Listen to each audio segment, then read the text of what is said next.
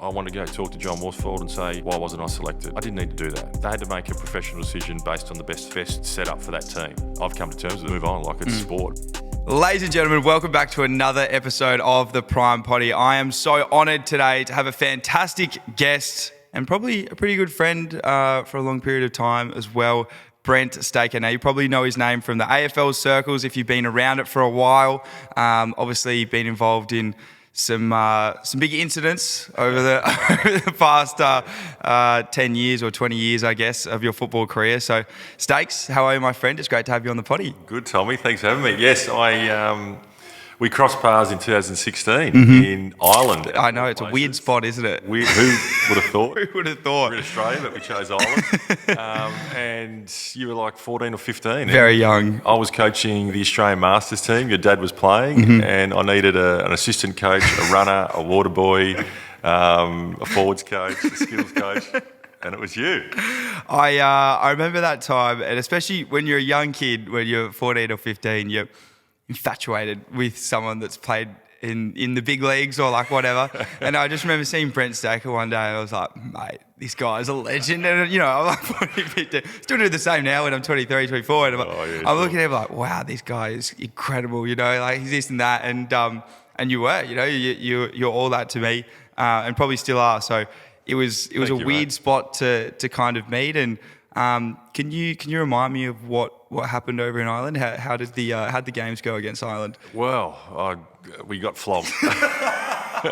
It was international rules. We almost needed you to play at one stage. I put my boots on one game. I think it was a Brighton game, and it was just like a pracky game, just a fake one. And I enjoyed it. I enjoyed it very much. What is the Masters? Like, why were you over there? Masters footy is blokes that are over 35. Mm-hmm.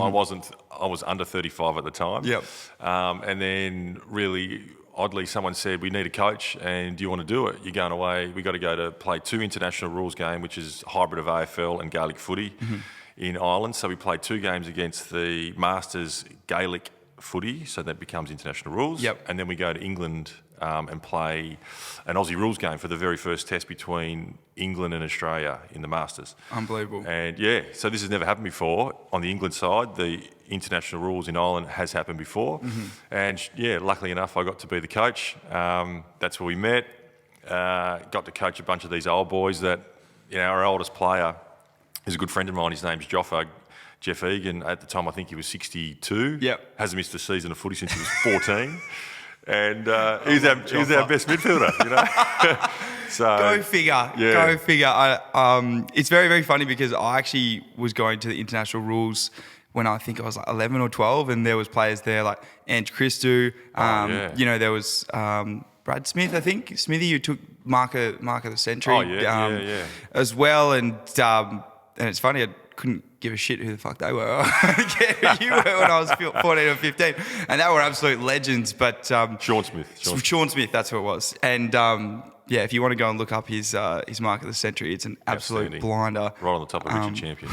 It's a huge grab. But we had all those fantastic footballers there, and couldn't care less who the hell they were, because I think that when you grow up, I didn't really see them play that much football. True, yeah. So it was never really, for me, like they were superstars. Who were, I guess, the people for you growing up that you always idolised? Mate, I was a Carlton supporter growing up, and I still have a huge soft spot for the Blues. Obviously, my time at West Coast and Brisbane, but growing up, I was just loved Anthony Koutafidis. Yeah. Just the way he came onto the scene. Probably, I watched footy my whole life as a kid. Loved footy and the NBA. So I was massive Michael Jordan. Love it. Michael Jordan, Scottie Pippen, Chicago Bulls. Awesome. Great time to grow up in. They've got my loyalty. And then Carlton on the other side. So, but I grew up in the country, grew up in Broken Hill, and back in the day there, we had to go out and pull to turn the TV on, you had to pull the button out and turn the channel. That's what we had to do. We didn't have a remote. But we used to get a heap of St Kilda games for some reason, Carlton and Essendon.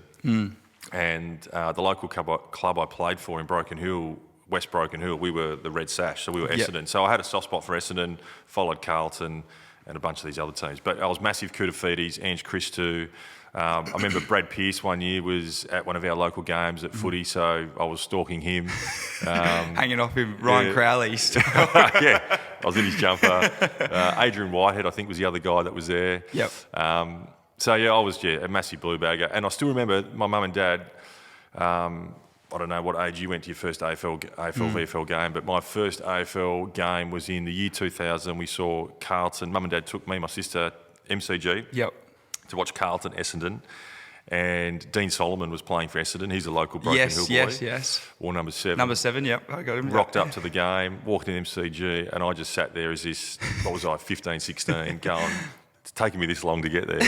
And how good's this? I was facing the Great Southern Stand, love the footy, watch Carlton and Essendon, and it was almost like you think those people are fake because you haven't been to a game. And then you go there and you're like, holy shit, like they're real people playing real footy, like this is it. When you see it and when you actually get to talk to them, it's like, they're just the same as every other bloke, aren't they? Totally. But like as a kid, you grow up this whole time and you're like, they are, they're it, especially with AFL football and it's such kind of a grounding moment when you actually get to meet them and they're like, they're just the same as you and me. And everyone says, don't meet your champion or your hero. But, I met Kuda and we crossed paths while we were playing footy and I was at West Coast and I manned him up one day. He was at, I think it might have been in the forward line. He was centre half back and I was just like staring at his arms or something. God, this is Kudafides. You played a lot of great footballers throughout your time. We'll get to that. Let's go back to you getting drafted. You obviously got picked up, went to the Eagles. How was that process for you, and especially moving west as well? It's a massive move from a small town like Broken Hill. Mate, I left home at a young age. I was 16 and a half, 17. I got a scholarship to go to Canberra. Okay. So I went to a footy school in Canberra, Erindale College, and I played footy went to school for a year and I worked for a year, but played in the New South Wales ACT Rams. So we were flying in out of Melbourne, part of the TAC Cup. So those 2 years went pretty quick. Canberra was a interesting part of the world to live. And not much footy No, not much footy. The school I went to, the first class was footy training, second class was swimming, third class was weights, and then I got to maths and English and stuffed it up. Look at that. Yeah. So but got drafted. So 2 years in Canberra. And then throughout that whole process, obviously you're playing TAC Cup. Back in the day, the footy clubs would write a letter. So you go get the mail and there'd be a West Coast emblem on there or a Geelong emblem or a Hawthorn. So you'd undo the letter, and you're so excited and it's just this questionnaire. So all these questions. So it's like doing your homework. You sit there at night and you fill it all out. And then hey, Mum, Dad, can you help me out with But this? then you didn't want to sound like an idiot. So you're like, don't get any spelling mistakes. You don't want to sound like you can't think. Write it down. Make sure I write the right things. Did you write it all down yourself, or did you get help from other people, or was it all you? It was all me. Okay. At that time in Canberra, I was living with a host family because my mum and dad and sister are back in Broken Hill. So I'm writing all this stuff down as a 16, 17-year-old and hoping it sort of works. Yeah. So then, a few more letters come in. This is probably in 2002 because 2001, Port Adelaide called me and said, we're a chance to draft you if we don't draft this other guy. They redrafted him, so I slipped through. And then you play footy 2002, more of these letters, and then you go to the draft camp. And then fast forward, you get drafted. The draft these days, for all the kids that probably watch, it's televised, it's on TV. Yeah. We sat in a local travel agency in Broken Hill and listened to it through a computer, eating fish and chips.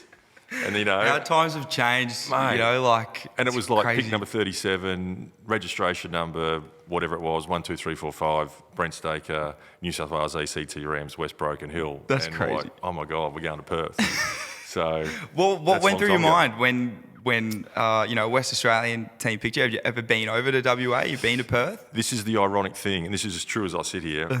I'd never been over to WA, but I wanted to play for West Coast. Wow, really? So, what kind of made you want to go to the West? I think it was because new beginnings, never been over there, didn't know a soul over in Perth. I knew the likes and watched on TV, Peter Matera, Glenn Jakovic, Dean Kemp, some of these superstars. And I was like, yeah, Perth, it'd be cool to... And probably West Coast were sending a few more letters. Yeah. So the few letters that came through, I was like, West Coast seemed to be... I had more of them than anyone else. and I did get interviewed by West Coast at the draft camp. So I was like, yeah, maybe this is going to happen. And you don't know, right? Like, yeah, of course. They did a mock draft that year and it had me going to Richmond, but I was still a player that was not really on the radar, you know. So anyway, ended up working, pick number 37, went over to the West. It's a pretty crazy story, but every draft story is pretty crazy. But I think what happened in your career, did you ever have any expectations at the start of your career and on what you wanted to do, how many games you wanted to play, how many goals you wanted to kick, what kind of a player you wanted to be remembered as? Back when you first get drafted, and maybe you're still going through this, you know, trying to figure out what your identity, what you want it to be and what it currently is. Yeah. I had no idea. Like, I didn't know if I was going to be a key position player. You know, you didn't know where your career was going to go because I was this young, skinny kid. Like, I was like this cord. Like, I was so skinny, you know, and I was little and I was so raw and, you know, learning about life. And you get thrown into, not that there was huge money back then, you know, first contract was 34 grand. Like, it wasn't huge money. But you got looked after in a professional organisation. But I do remember a conversation I had with Adam Selwood. So him and I got drafted together, and a guy by the name of Paul Johnson. So we got drafted together. Adam and I become really good mates and still best mates today. And I think it was maybe in our third or fourth session, and we're like, imagine if we play like 100 games, like we've made it, you know, like 100 games of AFL. And, you know, Adam went on to play, I think, 187. I played 160. So, yeah, we probably exceeded our expectations. Adam was, you know, a great player.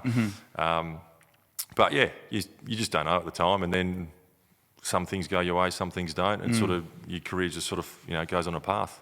Did you get drafted around the same sort of time as the kind of Cousins, Judd, Kerr sort of time period? I think Judd was 2003. Judd was the year before me. He was the year before you. Yeah. So Judd and Kerr, I think Kerr was a similar year to Judd. Yep. Judd was definitely the year before because he was in the same crop as Ash Hansen, Ash Sampi, Mark Seaby, these kind of players. Ben Cousins, I think, was 97, 98. So okay, so he was 97. A bit older. Yeah. Yep.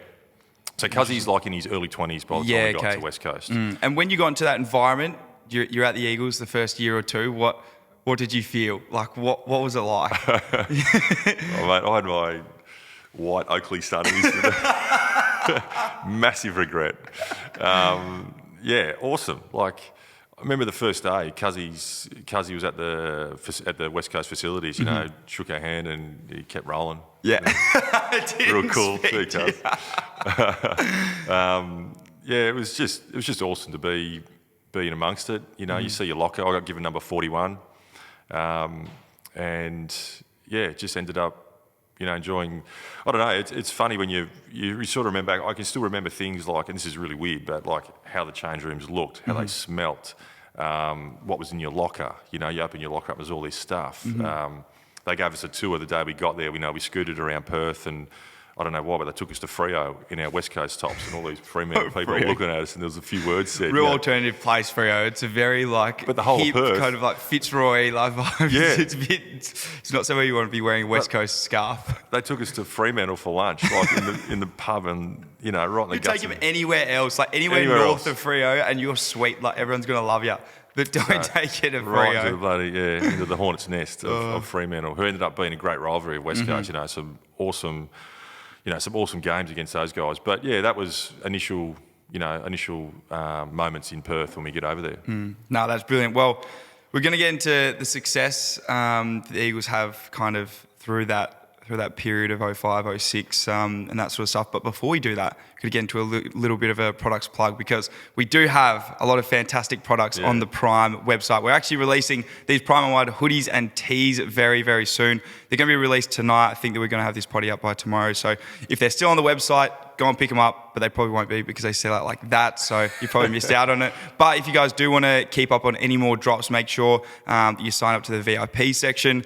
You're also going to be getting text messages and alerts every time that we do a special little drop. We've got all the Prime Train subs as well, which is fantastic. We've got the protein, we've got the pre-workout and the creatine. We're going to be restocking the pre-workout, hopefully at some stage in the next week or two. We're getting that all sorted. We're going to get some new labels done as well for the pre-workout and some new flavours as well for the pre-workout, which is very exciting. Did you use a bit of pre-workout? Always. Never? Yeah, always? We were heavy, protein, creatine, It's a way to go, isn't it? Oh, I love it. I love it. What's your favourite flavour of protein? I'm a bit boring. I'm just vanilla. I'm a vanilla guy as well. Yeah, Vanilla sells the most for it's me. most versatile. Yeah, 100%. You can put it in whatever you want. I love a vanilla like strawberry milkshake with a bit of, it's absolutely delicious. So make sure you guys go check that out. Use the code podcast to get 20% off on any of those products.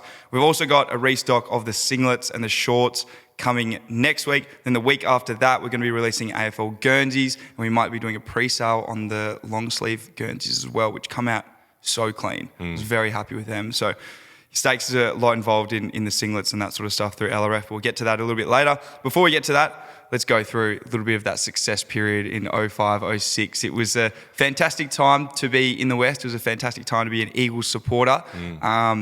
Because that's kind of where all the success started to come. Talk me through that 2005 season. You played, I think, 23 games. You played all the games, and you guys, make it all the way through to the grand final. Yeah, look, I was 21 that year. I started off at 20, turned to 21. Funny thing about that year for me was, I think it got to my birthday was coming up when I was turning 21 in May, and I just had my birthday yesterday, actually. Happy birthday, Stakes. Turned 39. I should have sent you a message. Happy birthday, Stakes. Everyone send me a message. Make sure you get onto that. I kept it very low key. Very low key. So we're talking, this is 2005. I turned 21, but the week before, and the season, this is my third season, but the week before I turned 21, we're playing Port Adelaide. Sorry, the 21st game was playing Port Adelaide. The week before, we're playing Collingwood MCG. Yep. And I started on the bench, and I didn't get on the field for a while. And I'm sort of going, oh, geez. And I must have had a couple of bad games leading up to this Collingwood game. And finally get on the field, and a couple of minutes had gone by and didn't get near it. Collingwood were a good team at this time. I think we won the game still. And then I get James Clement holding the ball or somewhere in the game, and then about to get my first touch, and then one of the Eagles players picks up the ball and takes off, play on. I'm like, fuck, I need to get a chance. I need to get a kick, mate. So then Staker come off and then never went back on. So what was it like in those days? Because you genuinely would like interchange is so different these days. Like, what was the go? Because I swear, back then, you might play 5 minutes in a game. Yeah. Oh, yeah. You were if it's weird. If you start on the bench, who cares? Because you just roll through. You got a rotation. You've still got to play 60, 70 minutes. You start on the bench, you're hoping you get on. No one come off. You're waiting for the message to come down to the guy on the bench that had the phone, say, Stakes, get ready, get warmed up, you're ready to go. We were doing runs on the... You were basically like a sub. You weren't, it wasn't an interchange, it was The game was different though, because it was more one-on-one. The speed of the game now is amazing. The zones, how it was, West Coast and Sydney played really good because they were just one-on-one teams. But that's exactly right. So I get called off, sit on the bench the rest of the game, had donuts, 0-0-0, and I was like, oh no, that is shocking. God, one holding the ball though, you got one tackle. Yeah, I got a tackle, that's right. So then in the news that week, all the news, Staker might be dropped and all this sort of stuff, and I'm like, oh, this is going to, young kid. Yeah, of course. It's probably going to happen. I didn't get dropped, and John Worsfold called me in and he said, mate, we're not going to drop you, but you're going to play in the back pocket this week. And you won't be getting many touches probably. Back pocket. Played against Port Adelaide at Subiaco, and then we get to game day, and he took me aside again. He just said, "Mate, you feeling good?" And he goes, "Yeah, I just need you to do this, this, this." I said, "Yeah, mate, no worries." And acting really cool again, and I'm nervous as shit because I'm like, I've just had to come off 30 minutes or 20 minutes and not get a touch. Anyway, and it was my 21st. My parents are in town. My friends are in town. It was sort of I never really knew much about 21st, but it got built up, so I wanted to play the game.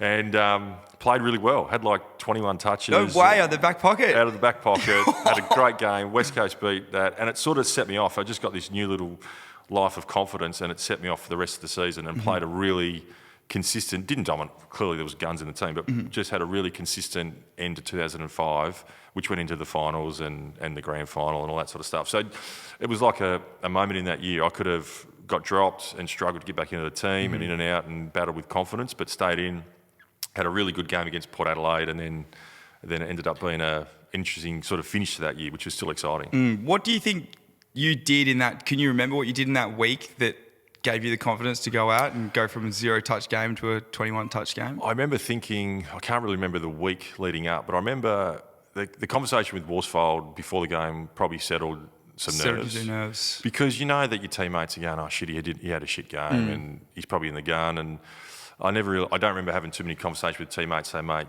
we got you, you know. So that didn't really happen at the time. But I remember getting a touch early, and then I was just like, oh, just sort of go for it. Like It relieves you, doesn't it? It does. When you get your hands on the pill early, you can just like relax a little bit. Got a few touches early, and then you just got to.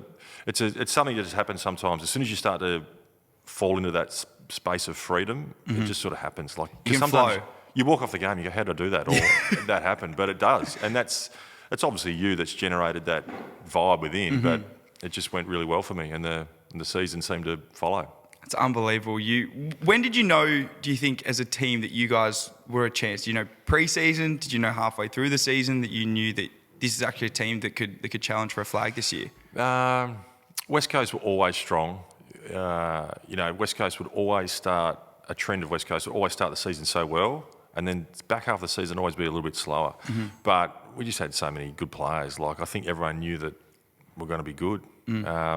And each game, 05, 06, West Coast were a team that might be down at half time, but then come back and belt that team by 20, 30 points. Yeah, wow. You know, it happened so many times. So you'd walk into the half-time change rooms, you're like, yeah, well, we're in this. We know that we're going to be all right.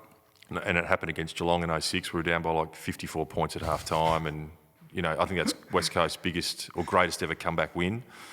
30-odd points down at three-quarter time and win by 2 or 3 points. So that happened a lot at West Coast. And that's due to the coaching and the cattle that we had. We had some, you know, you had Judd, Cousins, Cox, Kerr, throw in Andrew Embley, Chatty Fletcher. These two don't seem to get mentioned in that conversation, and Tyson Stengline.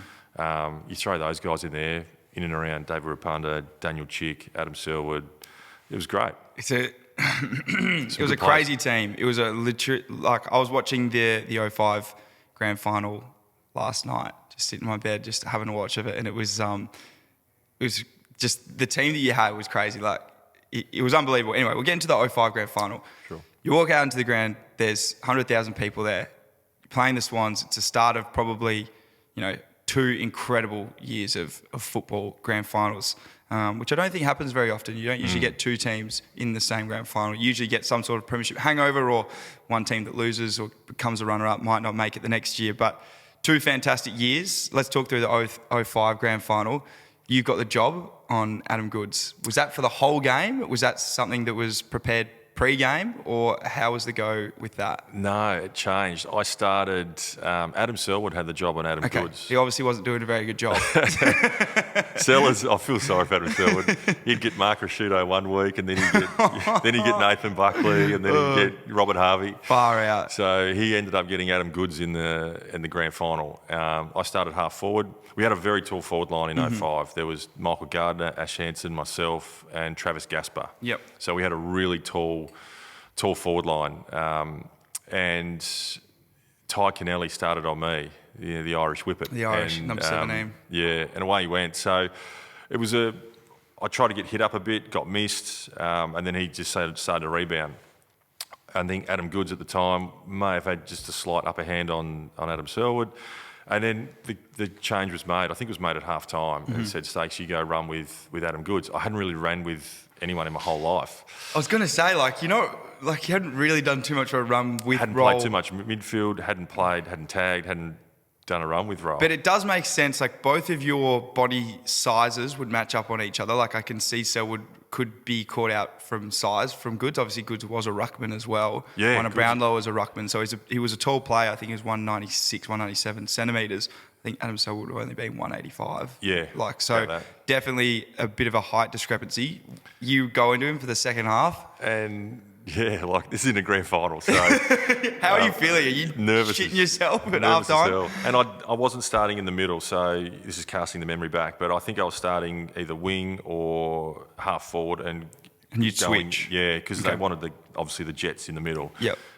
Keep Stakes out the middle. Yeah, just get me out of there. Get the Jets in the middle, rock up later on and see how you go. And see if you can run with. It sort of went okay. Goodsy, I haven't really watched the game too much, to be honest, because it was one of those games you go, oh, shit. You don't want to watch it back. Yeah, I watched it once, and it probably didn't sit well with me, because you're watching it from an older set of eyes now. I'm watching it as a at the time I was probably 35 or 36 going, God, like I'm 21 there. Why'd you do that? Or why are you you're doing 21 though. Cut yourself some slack, you know, It's tricky though, but that's how you look at your career. Of course. Like you look back at these moments and you go, wow. And it's hard to put yourself back in that moment. You know, you're seeing it from a fresh set of eyes.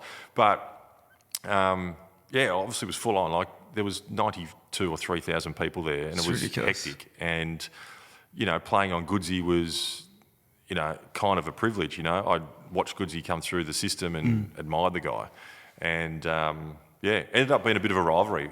I ended up playing. I don't know, for some reason West Coast kept choosing to put me on Goods. Not all the time, but I think out of most occasions I played on him. And then when I went to Brisbane, Vossi put me on Goodsey as well. So, you know, it was a bit of a task. He's a racehorse, like off you go. Yeah. But yeah, that was 05. I don't want to dwell on it too much because I know it's not it's probably not a happy memory, you know, obviously losing your grand final, but like it was an incredible opportunity for you. And then you get to do something that a lot of people played 160 games and never even got to the finals. So like it's an incredible achievement just in that. So I think it's something you should be very proud of. We'll get rid of that. 06. Yep. What happened over the pre-season? I think 06 West Coast was super hard trainers. You know, we would all the, you know, McGilvray Oval and... McGilvray, that's a spot to be, isn't it? Yeah, and we trained at I think this could have been the year as well, we trained at a private school near Carrinup, I think. Could have been Hale, could have been Scotch, could have been Carrinup. Could have been Scotch. Yeah, it could have been Scotch. Oh, no, Scotch a bit further. Carrinup's, yeah, okay, yeah. I don't know. It could have been out Aquinas, Guildford, could have been at one of those. I don't know. I'm thinking of all the PSA schools I used to play against. We did this session, and I think this is leading into the 06 year, I think. And if not, it's still a good story. But we did the whole session, the whole pre-season. They had a bit of a running track, you know, a 400-metre track. So you do your 400, your 200s. It was like a 4 or 5 or 6K session. You know, I used to choose to do it in boots or runners, and that was your own choice. And we finished the session, and then John Worsfold called us in. This is the short version. And then he's like, boys, get ready. You're doing the whole session again. And we smashed this session out again. And sort of, it built, obviously, a heap of resilience. And the boys, right, let's lock in. Let's do it again. Let's do it again. I remember at the time, I think a few boys were like, oh, shit, here we go. But... you're all in sort of different running groups then. So, you know, the best runners were in group sort of D. So you had your Judds, Cousins, Kerr. They had to run a certain time. Then it was group like C+, C, B and A. So if you're in group A, you've only just rocked up and you're no good. So I was hovering around group C, C+, but most of the other boys were in group D. I went through the whole way, but you just throw Cuzzy straight into the mix. What was it like training with people like Ben Cousins and Chris Judd? Obviously, they're workhorses. What was it like them being around the club? Were they pushing other people to train at the same level that they did? I think so. I remember that they just, you know, they were awesome. You know, that's a pretty broad term, but they were just so well advanced in what they were doing. Like Juddy, I still think Juddy's the guy that changed the game for a lot of kids looking at the footy, wanted to come into the system. Like Juddy comes into the AFL system, doesn't play round one, goes and plays the waffle and gets 30-odd touches, kicks 3 goals. Rightio, West Coast put him in, and then his career's off. Didn't look back. Yeah, he was just outstanding in the way that he carried himself. He captained the club there for a while, and he was, I don't know, he was just strong, fast, and everyone wanted to emulate that. And it's really hard to, because your ability is never going to be Chris Judd. But it gave probably people a bit of hope and inspiration that they can come into the system and try and play so well so soon. And it wasn't just training for them, it was also their nutrition side of things as well. I think Juddy was a bit of a freak, yeah. So I think he was, once again, ahead of the game. He was right onto that stuff. He's obviously a smart man. I think he was right into that stuff and made sure that he was being the best he could be. I know there was a lot of other players that were still learning. But, you know, the guys that we had, you know, I saw some of the best moments of skill and training and whether in the practice games or in scrimmage when you put Judd and Kerr on each other or Judd and Cousins. Like, you think back to some of those handball games, some of the, you know, inside 50 drills or the pre-season drills and scratch matches, and you just see those guys go at it. Like, that was Oh, mate, it That's would have in been pretty cool just take a step back and just be like, you guys just go at And they it. used to go at it, like, and Judd and Koo used to they were living together, Yeah. but they were besties and, just pushed each other as best they could. Cuzzy, obviously throw Cuzzy in the mix. So there was some really good players there. And I overlapped with some people like Ash McIntosh, Drew Banfield, Peter Matera, Philip Matera, Glenn Jakovic. So a really good set of old heads that were from the champion years that, We're taught almost us. able to mentor not only yourself, but The other the rest guys. of them coming through. Yep. It's crazy. Who do you reckon was the best mentor for you throughout your time at the Eagles at the start there? Yeah, from one of the older boys. It's not sure. I used to have some good chats with Ash McIntosh, but he sort of finished up soon after I got there. I sort of just become really close with the mates around me. Adam Selwood, David Rapunda actually is probably one that him and I become probably really good friends. Awesome. Still good friends today. It's a lot of good names. It's a lot. It's a very illustrious company, I guess, that you're with. Yeah. 06, you again play pretty much the whole season, round 1 to round 22. There was a lot of talk around you guys that season that you're going to come back bigger and stronger and better. And again, you and Sydney go head to head in the grand final. But how did you find that year? And talk me through that a little bit. I felt good that season.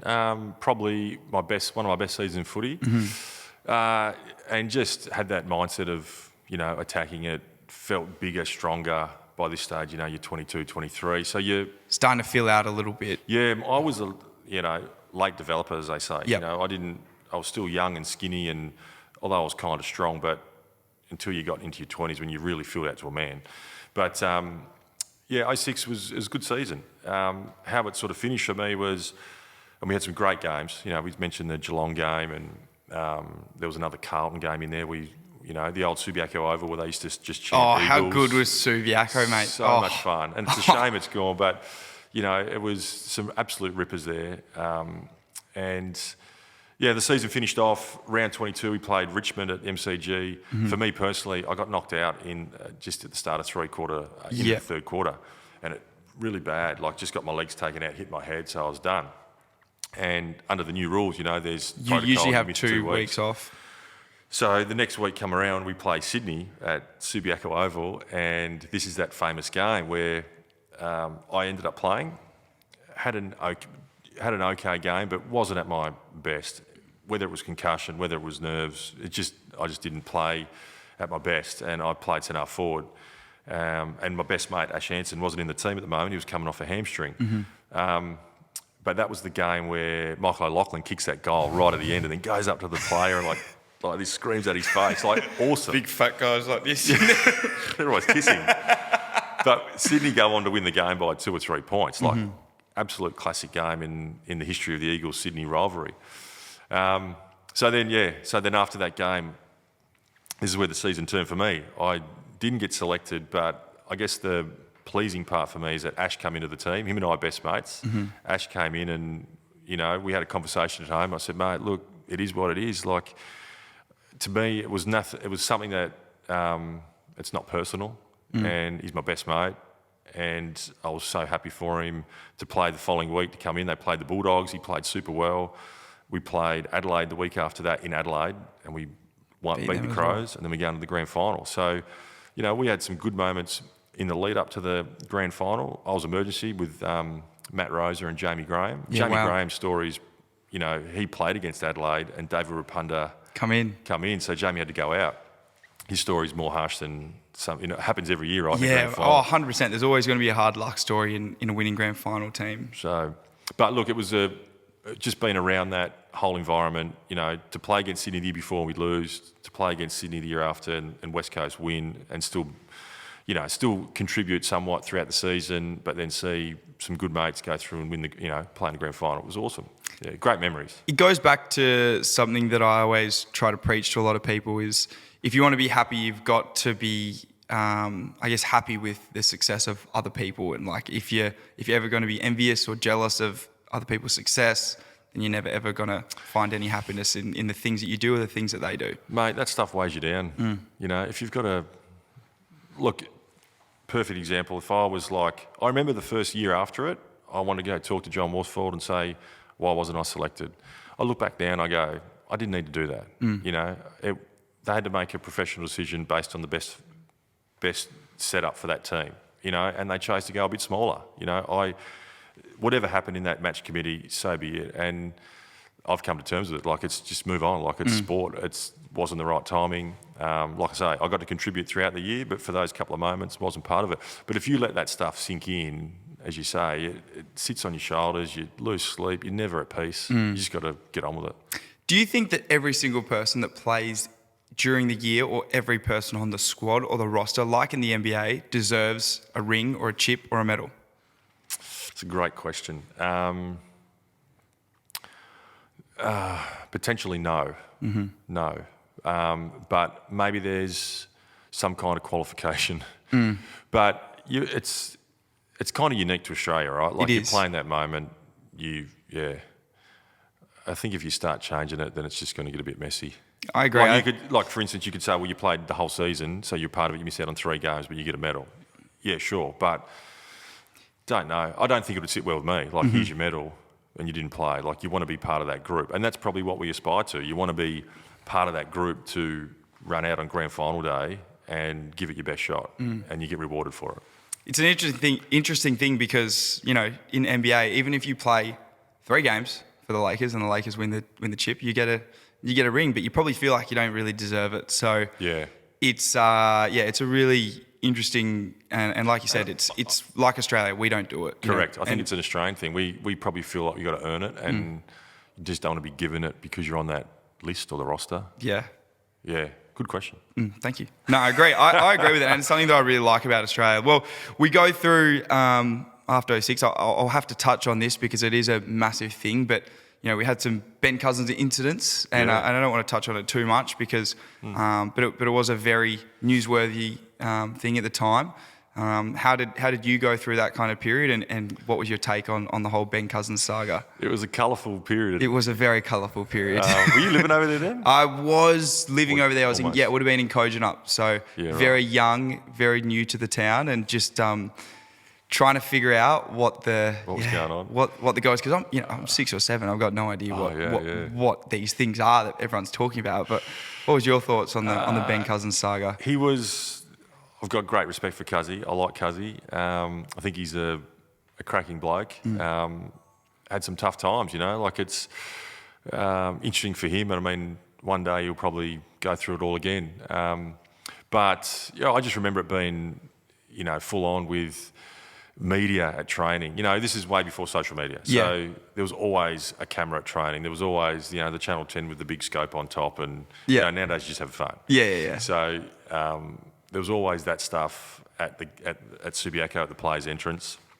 They weren't there to see me. They weren't there to see Ash Sampi. They were just there to see Ben Cousins.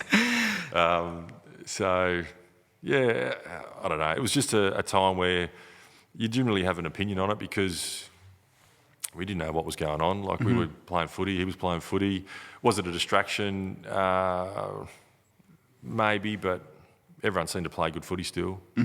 He was always the last to run out. When he ran out onto the field with us, you're like, Cuzzy's with us. Cuzzy's here. That's how I felt. I mean, it's quite of a broad answer, an opinion, because so many players would see it differently. There's another 30-odd players in the group at the time that might have said, I hated that, or why is he doing that? But yeah, I sort of stayed in my lane, made sure I was at training, never really stuffed up.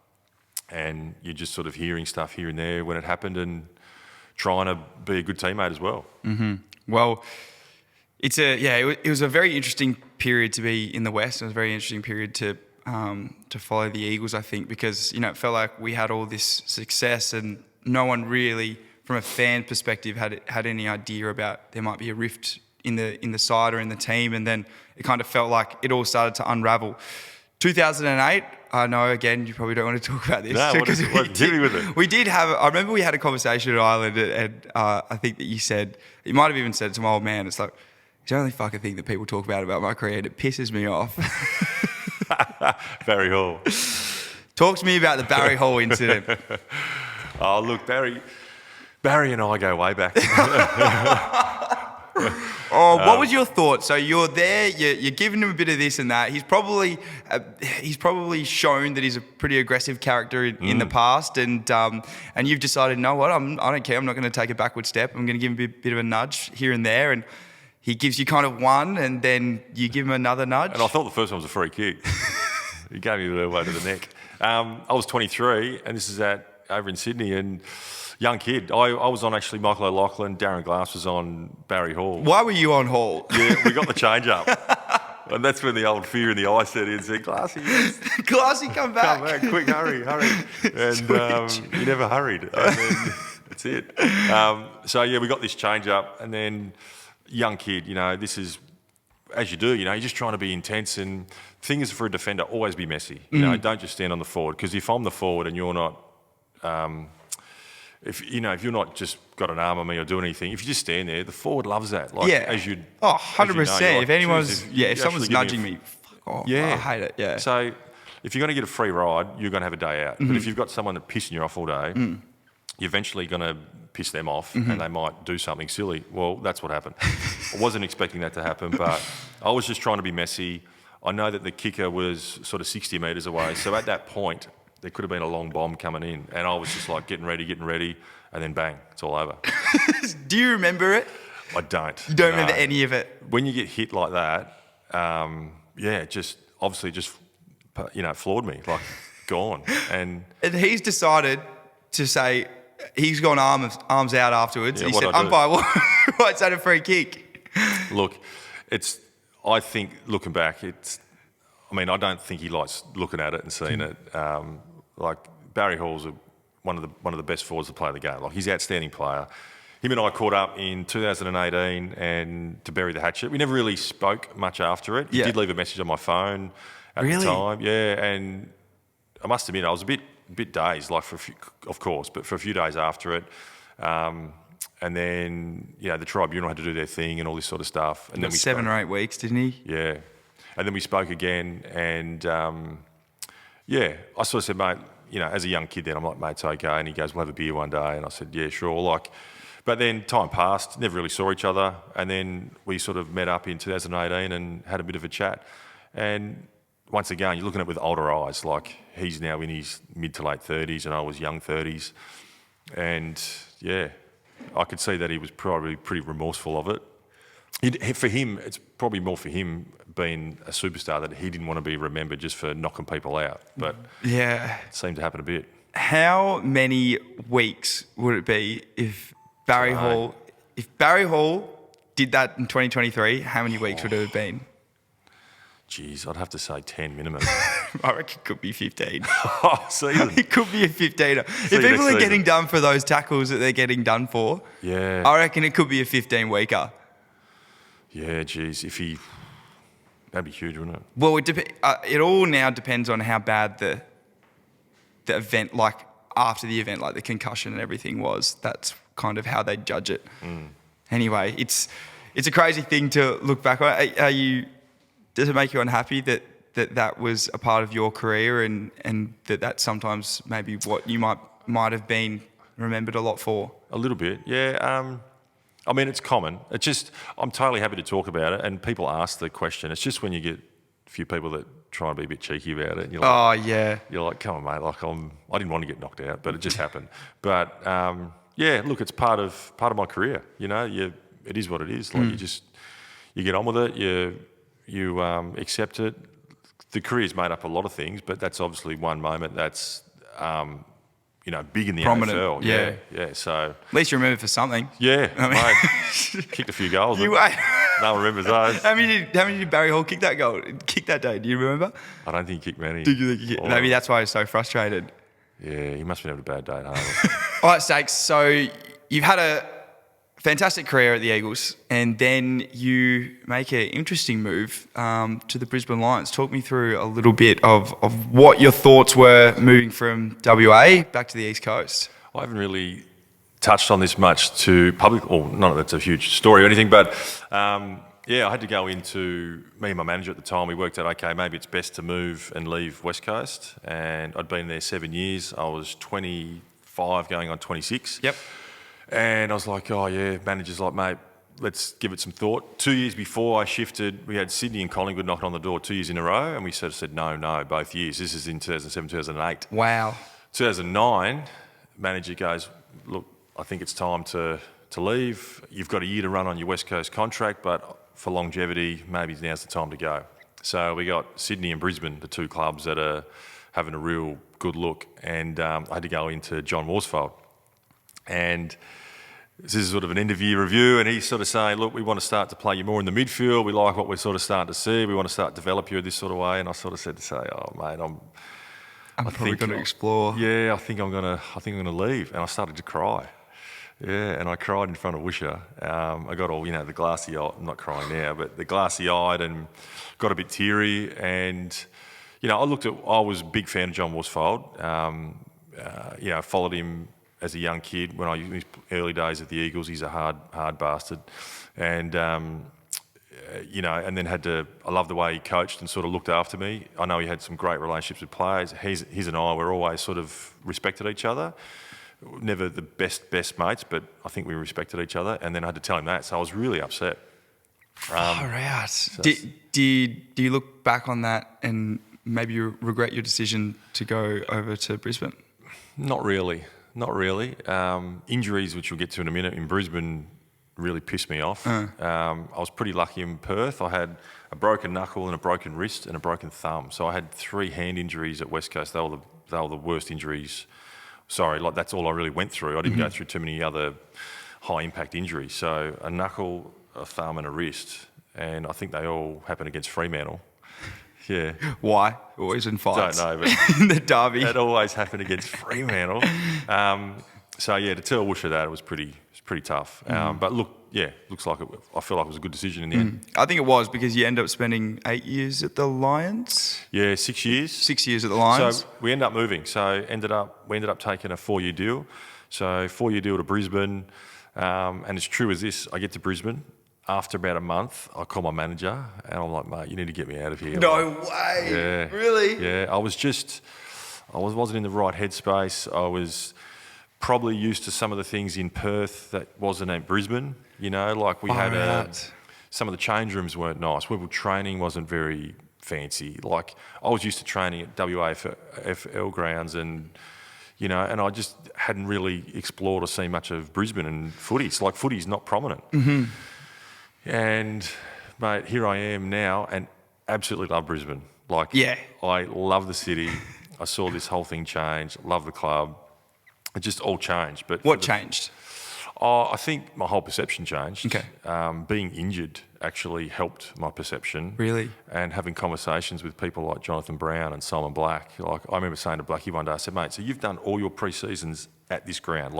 Those change rooms just there and that ground, you say you've been here your whole... He goes, yeah, mate, this is it. I'm like, of course, you don't need the best facilities to be the best player. He's the best player in the game, most decorated, and he trains at the shittest change rooms and an oval where there's a swamp running by and 1,000 bats, that you can smell. It's a swamp, but that's where he's trained and that's where he's dominated and he's the best player in the game. So these little conversations, remember I was a bit young and not sure, and it just made me realise that, hey, who gives a shit? So that's how the two cities. I was like, Perth is pretty cool, great surf city, and your West Coast people sort of young kid, g'day Tommy, g'day Stakes, g'day mate, have a photo. Go to Brisbane, didn't have a clue you were. Did you like that a little bit more, not having to take photos with people and kind of just being a normal bloke? Yeah, definitely did. It was weird at the start. You probably didn't like it at the start, and then eventually you're like, you know what, I can actually just take a breath here and go out in public. Yeah. People in Melbourne, all those cities, they're obviously used to people whispering. Yeah. Nothing in Brisbane. Yeah. Jonathan Brown, nothing. No one. All right, I've got a question for you that I think that you might struggle with a little bit. So I want you to rank 1 to 5 of players you play with. Judd, Cousins, Kerr, Black, Brown. Judd, Cousins, Black, Kerr, Brown. Oh. Very stiff on Dean Cox. Stiff, I should say stiff. Okay, Cox. Stiff Cox. You can add Cox in there as number 6 if you want. Look, it's a tough one, but if I'm This is off the cuff. Okay, so I know I didn't Judd. put this. So Stakes messaged me last night. He goes, "Can you give me a little bit of an idea of what questions you're going to give didn't me put this tomorrow?" one in there. And I didn't put this one in there. So I want you to 1 to 5. Judd. Judd, number 1. In terms of people that I've played in the same team with, Yep. obviously Judd, Black, Cousins. I'm going to say Cox. Cox at 4. Yep. I'm going to say Brown and Kerr. Brown and Kerr 5 and 6. Yeah. That's a cracking list. It's That's a off the cracking cuff. list of blokes you played some footy with. But, if you're not in the same team as Judd or Cousins, Kerr's up there. Kerr's a freak. I'll tag them all in this video. No, that's cracker. Let's talk quickly. You had a few injuries at the Lions. Yeah, so, mate, I got injured round 1, 2011 against Fremantle and busted my knee, so ACL. And, look, it's part of the game.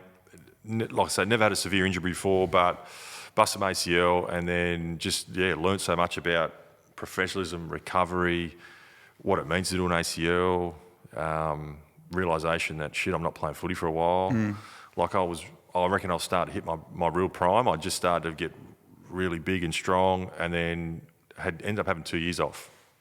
Wow. Yeah, so I hurt my knee again in the recovery. I came back. I did a Lars operation, which they put a bit of rope in your leg. I busted the rope. Went in for the operation. So I got back in like 18 weeks. It's incredible. It's usually a 12-month turnaround. Yeah. So hurt my knee round 1. I ended up playing in round 16 or 17, and then I hurt my knee again against West Coast, but tore the rope, so it didn't hurt as much. Because when you do an ACL, it fucking hurts. Bad, yeah. It's an explosion in your knee that lasts about 15 seconds, just goes bang, and then it just disappears. So, and you're like, I think I'm all right. But for that 15 seconds, it's the worst. And got back, played. Obviously, the string broke, the Lars, and saw a new surgeon, went to get it done. And he goes, I woke up for the operation. He goes, mate, we didn't do the surgery. The holes in your leg were out by 0.5 of a millimetre. Can't even see 0.5 of a millimetre. So they took some bone, plugged the holes. I went back in at the start of 2012. They did the reco, and then I rehabbed all of 2012. So, what did you do to keep yourself busy? Mate, we worked so hard at the footy club. Yeah. You got to buy into that stuff because straight away you can go, career's over, this is shit, I'm injured, everyone else is playing footy, doing what they love. I had Brownie a little bit. Brownie, I don't know if you remember round 1, 2011. I hurt my knee and I'm on the bench for like a minute and they go, Brownie's down. And Brownie, that's when he smashed his leg onto Luke McFarlane's knee and caved his face. Smashed his head into... his head. I remember he was going back with the flight and kind of like almost jumped to like take like a chest mark back with the flight.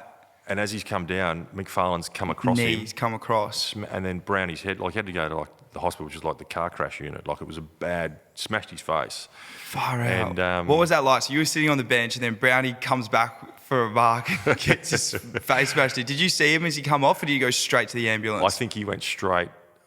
Yeah, I believe they took him straight down the race because his face was out of shape. He had to go straight to hospital. I think you remember that famous photo of Brownie that he posted? Like his face was purple. yeah, it was full on. Was he the toughest player you've ever played with?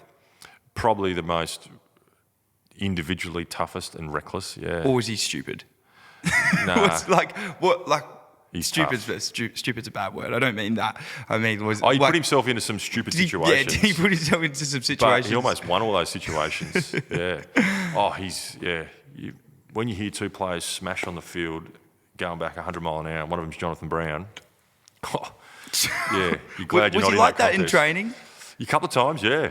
Did you say, what are you doing, Brownie? Every time you did one-on-one with Brownie, you're like, I got Brownie. Because you know you're going to get hurt because he's swinging elbows and stepping on you. You're like, oh, God. But it makes you better. Like, Brownie was all or nothing. Like, he's one of the best, he's in the conversation for the best 10 forwards to ever play the game. Yeah. Or best 5. All or nothing Brownie, tough. I remember we'd be leaving training and Brownie'd still be there kicking goals. Like, still be there. It's like LeBron James just shooting hoops. Like, Brownie's still kicking goals. He had a fantastic set shot routine. I remember just getting on a little bit of a trot and then just used to always kick him. Yeah. He reminds me actually a lot of Tex Walker's goal kicking style, believe it or not. Kick a ball. So your Lions career finishes up. How did you feel at the end when you've done everything that you've done Were you happy with the way that it all turned out? I think so. It's you talk about. I had this conversation the other day about success and is it successful? Is it not? I say it was, like, for my own standards and what I wanted to be, and yeah, I was happy that I felt like I had a long career, 13 years. Unlucky with a knee injury that lasted 2 years, so you missed 2 years of footy. Once I got to 150 games, I was like, right, I want to play 200 games. And you're starting to, because they say they say 50 games is hard, but then every 50 after that, it's harder and harder and harder. So think of like Scotty Pendlebury now. That's just. I think it's getting easier for him. I don't know. He still looks like a superstar. Jack Crisp, who just doesn't miss a game. Like, it's getting easier for some weird reason, but the majority of players, every 50 games, you've got to tweak something. So yeah, I think it was successful by my own standards. Of course, in the world of AFL, you're not up there. But yeah, I look at it and go, had a great career for myself. Loved every minute. Met some great people. Got some great friends. And yeah, you finish the game and you put your head on the pillow and go, I'd try my best. I definitely know that I learnt hard work when I got to Brisbane. West Coast, I probably never knew really much about hard work. Get to Brisbane, I learned about a shitload of hard work. Their pre-season was way harder, to the point where it almost burnt every player out. Really? Like going through knee injuries where you're down and out, you didn't like the city you live in, you're trying to adapt to all this stuff. Trying to adapt to humidity, like it's that hot. It's hot as. Then you're on the clock for rehab. You're getting there at 7, you're getting home at 7 at night. You're doing that for almost 2 years. Like, it's a lot of stuff that people don't see. Like, I'd be calling my mum on the way home, saying, I'm buggered, and I'm not even playing. Yeah. So there's all this stuff that you just learn, and that's right in my mid-20s, and I reckon it shaped my whole mindset and perception, how I came back in 2013, 14, 15. So I only had a bit of unluckiness, or I was unlucky again in 2014. 2015, the body had just, it just started to say, okay, enough. Could have I kept playing? Possibly. I just would have had to do two things, and that would have been lose weight. Yeah. So go back down to like early 90s, because I was trying to get bigger and stronger. Get bigger and stronger, and yeah. Lose weight, and just get like a brand new pre-season under the belt. Maybe you could have kept playing a bit longer, but I was 13 years in, I was 31, so I was at the end. Yeah, mate, to be in the system for that long is very, very impressive. Hobbies outside of AFL, what keeps you going now these days? What interests your mind? Well, it's a bit. And is it the same as when you were playing? Well, it's a bit of a boring answer, but I'm a dad. So I'm a dad. Great answer. I've got a new little boy. His name's Louis, and yeah, I'm sort of full time looking after Louis. So. You got the nanny today, have you? The missus. Where is he today? I should have brought him in. Look, I don't mind. I still try and keep fit. Yep. This year I've got the Sydney City to Surf and the Awesome. Sydney Half Marathon. So there's some goals that are lined up for later on in the year. But yeah, at the moment, I do some business development for a couple of companies. So it's a lot of phone calls, emails, and just a dad. And yeah, here we are. This is directly after footy, things was different, but here we are now, and mate, it's good. I love it. It's unbelievable, mate. Live between Melbourne and Sydney. It's a great story. I hope that you stay here in Melbourne, because I'm loving having you here. We've got 5 Q&As from the people that I'd love to ask you, just a few quick fire ones. First one, hardest player that you've ever played against in your AFL career? It's a good question. I'm going to say Adam Goods, but some 3 close seconds. James Clement from Collingwood and Fremantle. Matthew Scarlett from Geelong. Yeah, cracker. And they're all defenders, or bar Goodsy, and Antonio Grover from Fremantle. Wow, he was a tough nut, to play Grover. on. He'd sharpen his elbows, mate. Yeah. Favourite teammate you've ever had? Oh, Dave Rapunda. Yeah, hilarious. Awesome. Not Ash Hansen, he won't be happy with that. Ash, yeah. No, Ash. Favourite position on the field to play? Because you were a utility, so what was your favourite position? Yeah, high half forward. Yeah, love just being able to. I think high half forward. It's a hard role, but you can be anywhere. Yeah, winger. There's a bit more responsibility to get back and defend. Yes. Half forward, you just got to protect a bit, but you just got this freedom to bolt. When you have to wrap around as that winger, sometimes you can't quite get there. If you're back on the defensive line, you got to spoil. You got to back into a few contests as well on the wing. Can you give me any tips for some young blokes out there that are wanting to make it to the top level? I'll try and answer as quickly as I can, but I'll just say, first of all, know what you want to do. Like if you want to play footy, then you got to go for it. You got to go all in. You mentioned diet. You mentioned certain things around your lifestyle. You can't play the best footy and party till 5 a.m. every weekend. So there's a balance. If you want to play footy and you want to get drafted and try your best, you can still do a little bit of this, but make sure you're giving yourself every chance, because you don't want to get to 18 and you've stuffed it up. Yeah. But the best advice is just work really hard. Like, enjoy the hard work that's involved, because going to train every night in the cold and the wind, even though you're 14 or 15, is hard work. Enjoy it. Learn about the game. Like, learn off your coaches. All those things. That's probably for those young kids. If you're an older player, you got to lock in and smash out the hard hours and yards. If you're a 18 to 25-year-old that's trying to get in the AFL. And I will say there's no easy way to get good. Like, it's not like they wave a magic wand and Chris Judd is Chris Judd or Tom Bolch is Tom Bolch. You got to try your hardest. You got to practice flat out. Yeah, 100%. I don't think I've ever been put in the same sentence as Chris Judd, but I do appreciate it, Stakes. Now, before we get to the final question about your successful habits, I just want to do a quick plug for Whoop. Obviously, wear my Whoop band every single day. I think we were speaking about it the other day when we were having coffee. But Whoop is fantastic. It tracks all of my sleep, all my daily strain, gives me a recovery score every single day. Might give me something in the red or in the orange or in the green. It'll give me a percentage. So I think today I'm about 80%. So it means that I'm well recovered and I can do a lot of activity today and hit a really high strain goal. So it gives me a great idea of how much I can kind of work out, or how much I can go for a run, or how well I'm going to be playing football. It's a very good indicator for me when I play my best football. It's always when my recovery's in the green, so it's a fantastic thing to have a look at. Don't rely on it solely as what, if you're going to play a good game or a bad game, or going to train well or train poorly, but it is a fantastic little piece of technology, so make sure you guys go check out Whoop. The link will be in the description. Finally, 3 successful habits, Stakes, that you've employed throughout your life that has got you to the point that you are today. Mate, successful habits: fun. Make everything as fun as possible. Awesome answer. Great start. You got to be fun. You're not sitting here doing this if you're not having fun. No. Integrity. So, integrity is an important thing in your makeup. People realise that they like you because you've got this integrity, and that's part of your brand, and it's part of who you'll be. Awesome. And the other one is probably a bit of love. Like, you've got to love a lot of things out there, and that probably emulates or marries up with being happy. Like, the world's a funny place. There's a lot of time for negativity, but if there's a lot of love, you'll be pretty good, I think. So that's off the cuff too, by the way. That's right there. I haven't rehearsed that. Fun, I really love. Like, the more fun that you have, the better off your life's going to be, and it brings joy. It does. Brings joy, and you got to smile, like fun, smile. Exactly. You're never going to have happiness exactly without having fun. So that's a absolutely fantastic answer. I really, really appreciate that, Stakes. And I appreciate you coming on and taking the time out of your busy dad life, which I'm sure is taking a massive strain on you. I'm sure your recovery on your Whoop band wouldn't be too good, probably not getting too much sleep. But we really, really appreciate you coming in and telling your story, because it's such a great story, and you've had so many different connections throughout your time at the Eagles, at the Lions, and just